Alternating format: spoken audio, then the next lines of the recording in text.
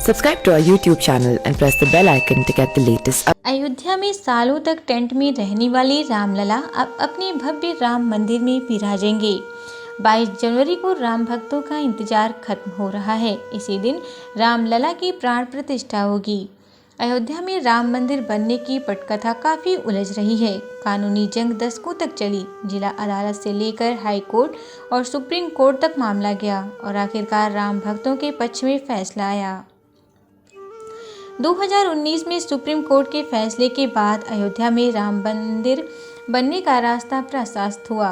विवादित ढांचा बाबरी मस्जिद से लेकर भव्य राम मंदिर बनने तक के सफर में एक काले रंग के बंदर की भूमिका को भी कुछ लोग दैवीय शक्ति मानते हैं। आज उसी बंदर की कहानी जिसे देखकर जज साहब ने भी हाथ जोड़ लिए थे।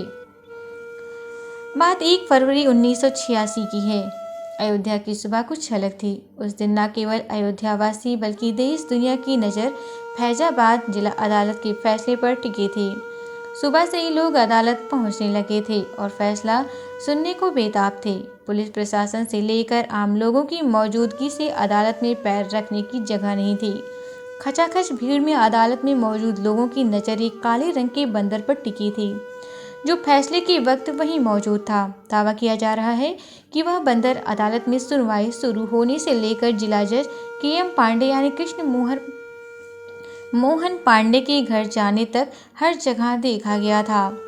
1 फरवरी 1986 की शाम 4:40 पर उस वक्त के जिला जज कृष्ण मोहन पांडे ने विवादित मस्जिद का ताला खोलने का आदेश दिया था। जब जज साहब फैसला पढ़ रहे थे तब वह काला बंदर चुपचाप बैठा था। फैसले के बाद ही उस काले बंदर को वहां से जाते देखा गया था। उस वक्त के जिला जज KM पांडे ने 1991 में छपी अपनी आत्मकथा वॉइस ऑफ कॉन्शियंस में लिखा है, जिस रोज मैंने ताला खोलने का आदेश लिख रहा था, मेरी अदालत की छत पर एक काला बंदर पूरे दिन फ्लैग पोस्ट को पकड़कर बैठ रहा। वे लोग जो फैसला सुनाने के लिए अदालत आए थे उस बंदर को फल और मूंगफली देते रहे, पर बंदर ने कुछ न छुआ और न खाया, चुपचाप बैठा रहा। मेरे आदेश सुनाने के बाद ही वहां से गया। फैसले के बाद जब DM और SP मुझे मेरे घर पहुंचाने आए तो मैंने उस बंदर को अपने घर के बरामदे में बैठा पाया। मुझे आश्चर्य हुआ। मैंने उसे प्रणाम किया। वह कोई दैवीय ताकत थी। पत्रकार हेमंत शर्मा ने भी इसका जिक्र किया है।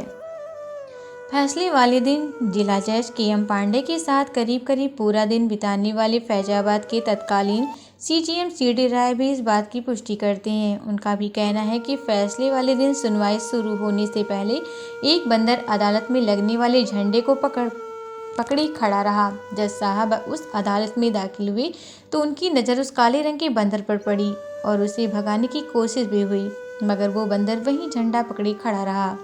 रिटायर्ड जज पांडे उस काले बंदर को कोई दैवीय शक्ति मानते हैं और उन्हें लगता है कि कुछ हद तक उनके फैसले को उस बंदर ने जरूर प्रभावित किया।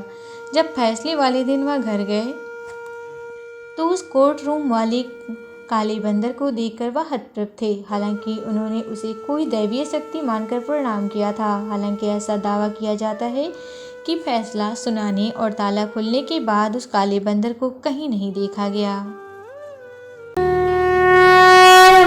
Subscribe to our YouTube channel and press the bell icon to get the